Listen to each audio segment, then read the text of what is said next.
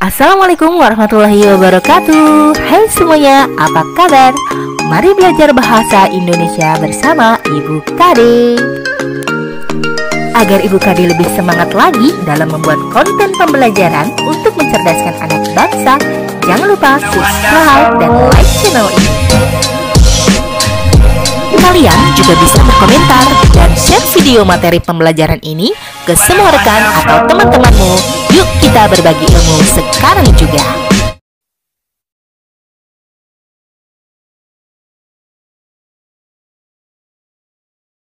Teks prosedur adalah teks yang berisi cara, tujuan untuk membuat atau melakukan sesuatu hal dengan langkah demi langkah yang tepat secara berurutan sehingga menghasilkan suatu tujuan yang diinginkan. Teks prosedur biasanya terdapat pada tulisan yang mengandung cara, tips, atau tutorial melakukan langkah tertentu.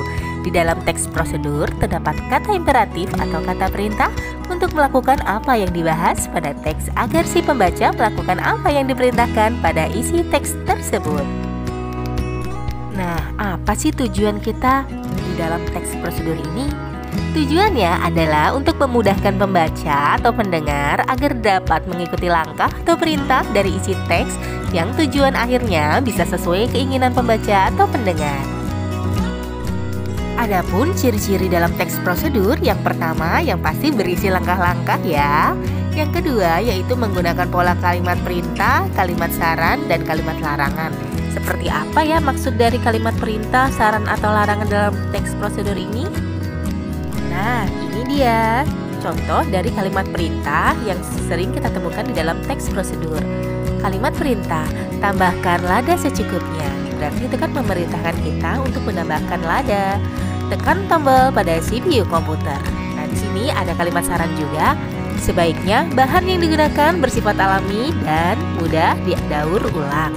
Ini adalah contoh dari saran. Jadi memberikan saran supaya tidak terjadi hal-hal yang tidak diinginkan ya. Dengan saran ini mudah-mudahan apa yang tujuan yang ingin dicapai dalam membuat sesuatu sesuai dengan awal ya, keinginan awal. Yang ketiga adalah kalimat larangan. Nah, kalimat larangan ini tentu levelnya lebih tinggi dibandingkan kalimat saran ya. Jangan pegang kipas angin tersebut apabila sedang berputar. Nah, apabila dipegang nanti apa yang terjadi? Pasti terjadi konslet.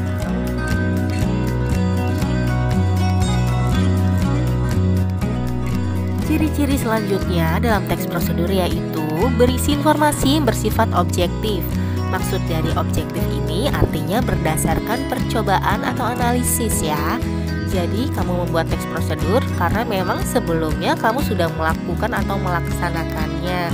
Ketika sudah dilakukan lalu kamu buat teksnya dan orang lain membaca teks yang kamu buat atau hal-hal yang kamu informasikan, dan ini bisa dipertanggungjawabkan. Nah, yang keempat yaitu menggunakan kata kerja aktif. Nah, apa sih kata kerja aktif itu? Ya, ada contohnya nih. Campurkan. Nah, berarti campurkan sesuatu ya. Tuangkan ya. Kenapa disebut kerja aktif? Kata kerja aktif karena bukan pasif ya. Tuangkan. Kalau pasif jadinya dituangkan. Nah, ini kan tuangkan atau menuangkan. Contoh lagi, campurkan itu kan aktif ya. Kalau pasif dicampurkan. Makanya di sini ciri-cirinya adalah menggunakan kata kerja aktif. Contoh lagi, potong daging bentuk dadu. Di sini kata kerjanya yang mana? Potong, daging, bentuk, atau dadu. Yang mana ya kata kerjanya? Oke, betul. Kata kerjanya adalah potong. Potonglah bisa. Kalau memotong kurang tepat ya, kita gunakan potong saja atau potonglah. Potong daging bentuk dadu. Ini namanya kata kerja aktif. Nah, ini salah satu juga yang merupakan ciri-ciri dari teks prosedur. Yang kelima yaitu menggunakan kata penghubung atau konjungsi temporal. Artinya konjungsi yang berhubungan dengan waktu ya, urutan ya. Kemudian lalu setelah itu.